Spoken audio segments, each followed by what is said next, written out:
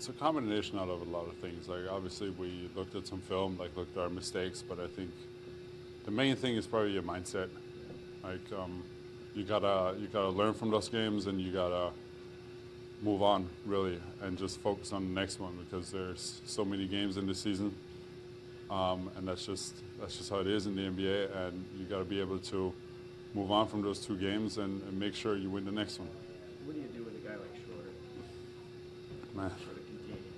I mean When he's he breaks, past the first line of defense. I mean, he's like very fast, explosive guy. That obviously, he's the kind of guy you want to take away the drive first, like maybe be back a little bit more, force him to shoot jump shots. But then you still got to be able to contest those. You don't want to just give him open shots all night.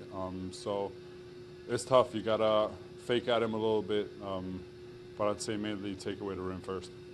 What's it like when you guys are switching like 1 through 5 on defense? What's it like for a big guy? I mean, it puts me into situations that I'm not in very often, but I think I can hold my own for the most part. It always depends on the matchup. So I'm probably not gonna switch like a 1-5 pick and roll, but if Pascal switch onto a point guard and then we get in a pick and roll like that, that's the kind of situation we want to switch, because Pascal can guard the 5, and I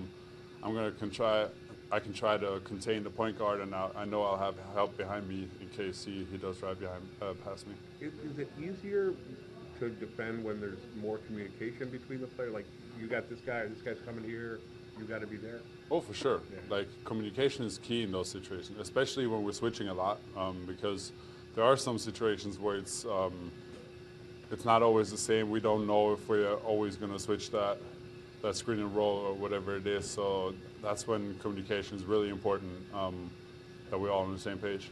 You just the other night you had like DeLon got on Dirk a bunch of times and like a 1-4 switch or 1-5 switch. And how does it develop during a play? I mean, what do you mean? Like, how does it develop? Like who takes charge of calling the switch, getting out to the guy?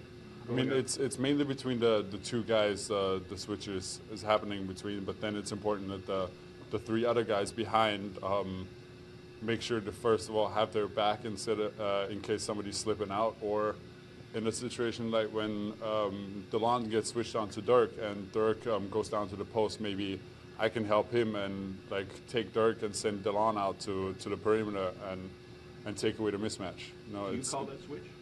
I would call that, yeah. That's me coming over and like setting him out.